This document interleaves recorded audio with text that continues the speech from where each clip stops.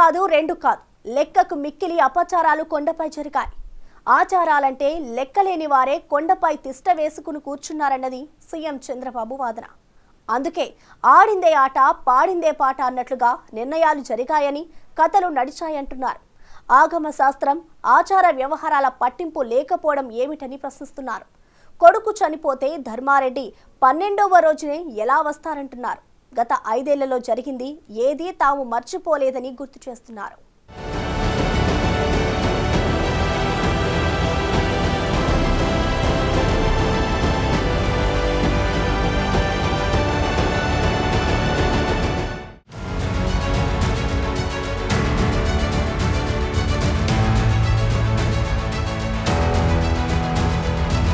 భక్తుల నుంచి వసూళ్లకు పాల్పడే దళారీలపై ఉక్కుపాదం మోపలేకపోయారు. స్వామివారి దర్శనానికి ముందే భక్తుల్ని నిలువు దోపిడీ చేసే ముఠాలు కొండపై తిష్ట వేసుకున్నా పట్టించుకోలేదన్న విమర్శలొచ్చాయి. కొండపై రాజకీయాలు మాట్లాడొద్దు కానీ మాట్లాడిన వారంతా ఓడిపోయారు. ఇందుకు రోజా ఉదంతమే నిదర్శనమని కూటమి నేతలు గుర్తు చేస్తున్నారు. దర్శనానికి వెళ్లి ప్రతిసారి వందల కొద్ది అనుచరులతో వెళ్లటాన్ని ప్రశ్నించినా గతంలో ఎవరూ వినలేదు, పట్టించుకోలేదు. నిజానికి కొండపై తీసుకున్న నిర్ణయాలు, జరిగిన అపచారాలు, చేసిన తప్పులన్నీ వైవి సుబ్బారెడ్డి, భూమన కరుణాకర్ రెడ్డి, ధర్మారెడ్డి హయాంలోనే జరిగాయన్న విషయాలను టీడీపీ, బీజేపీ, జనసేన నేతలు గుర్తు చేస్తున్నారు.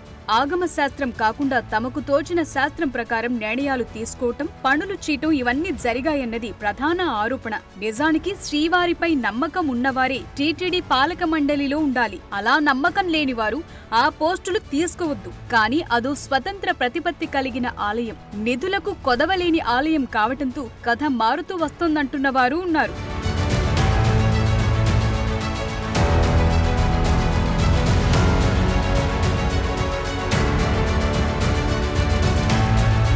తిరుమల శ్రీనివాసుడు అన్నీ చూస్తుంటాడు. పరిధి దాటి ప్రవర్తించిన వారిని శిక్షిస్తాడని సీఎం చంద్రబాబు చాలా సార్లు చెప్పారు. తనకు ప్రాణభిక్ష పెట్టింది స్వామీనని గుర్తు చేసుకున్నారు. గత 5 ఏళ్లలో కొండపై ఎలాంటి అపచారాలు జరిగాయో పదే పదే గుర్తు చేస్తున్నారు. నాడు ఈవోగా ఉన్న ధర్మారెడ్డి కొడుకు చనిపోతే కనీసం 12 రోజులు కూడా ఆలయంలోకి వెళ్లకుండా ఉండలేకపోయారని, ఆగమ శాస్త్రం పాటించే తిరుమలలో ఇష్టానుసారం ప్రవర్తించారన్నారు.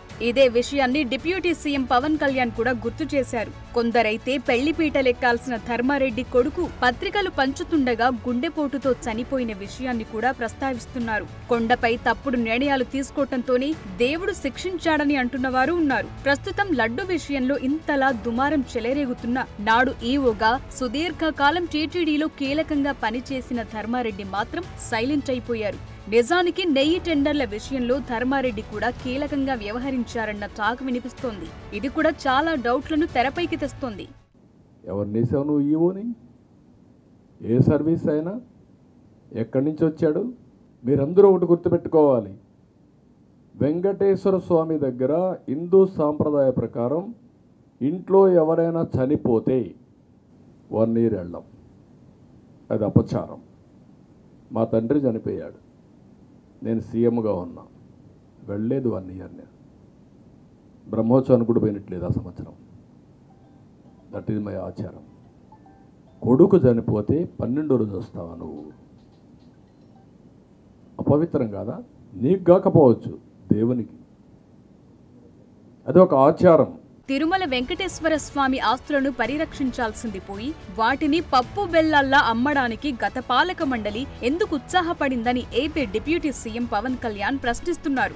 పాలక మండళ్లకు గతంలో నేతృత్వం వహించిన వారు శ్రీవారి ఆస్తులను కాపాడారా లేదా అమ్మేశారా అని అడిగారు. శ్రీవాణి ట్రస్ట్ ద్వారా సేకరించిన నిధులను ఏం చేశారని, ఆస్తులను అమ్మే దిశగా పాలక మండళ్లను నడిపించిందెవరని నిలదీశారు. శ్రీవాణి ట్రస్ట్ ద్వారా భక్తుల నుంచి 10,500 చొప్పున తీసుకుని బెల్ మాత్రం 500కే ఇచ్చారన్నారు. ట్రస్ట్ ఏర్పాటు చేసినప్పటి నుంచి వచ్చిన ఆదాయాన్ని ఎటు మళ్లించారని ప్రశ్నించారు. శతాబ్దాలుగా రాజులు, భక్తులు సమర్పించిన నగలు, ఆభరణాలను పరిశీలించాలని, వీటితో పాటు ఏపీలో ఉన్న దేవాలయాల ఆస్తులపైన సమీక్ష నిర్వహించాలని అధికారులను ఆదేశించారు. అసలు ఈవో ధర్మారెడ్డి గారు ఆ మనిషి గాయం. ఈ రోజు దాకా లేడాయన. ఈ రోజు దాకా మళ్ళీ కనిపించలా. ధర్మారెడ్డి గారు నేను మిమ్మల్ని చూశాను ఆ రోజున. నేను దర్శనానికి వచ్చినప్పుడు మీరందరూ ఎలా ప్రవర్తించారో నాకు తెలుసు, నేను చూశా. తిరుమలని ఇష్టారాజ్యంగా చేశారు. అది వ్యాపార కేంద్రంగా చేశారు, ఆధ్యాత్మిక కేంద్రం నుంచి పర్యాటక కేంద్రంగా చేశారు. అది ఇదే మీరు మక్కాకి వెళ్తే ఇలాగే ప్రవర్తిస్తారా? మీరు ఒకసారి మక్కాను చూసి నేర్చుకోండి. ఇస్లాంని పాటించే ప్రతి ముస్లిం ఎంత పవిత్రంగా పాటిస్తాడో చూడండి. అక్కడ అథారిటీస్ని అడగండి. ఒక చిన్నపాటి మస్జిద్కి వెళ్తే ఎంత పవిత్రంగా చూసుకుంటారో చూడండి. ధర్మారెడ్డి గారు, మీరు హిందువులా? మీ ఇష్టానికి మీరు చేసేసుకుంటారా? మీ బిడ్డ చనిపోయాడు, చనిపోయిన కనీసం 11 రోజులు లోపలికి రాకూడదండి, ఈ లోపల వచ్చేస్తారా మీరు? మేము మర్చిపోయామనుకుంటున్నారా?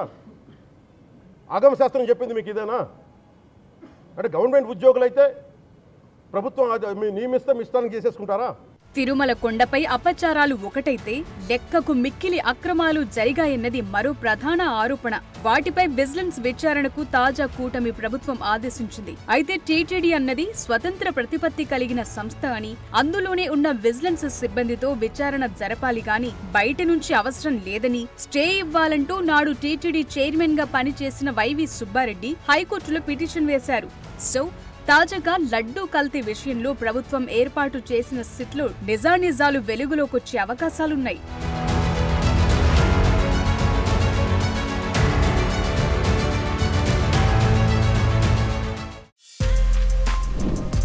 For more videos like this, subscribe Big TV channel.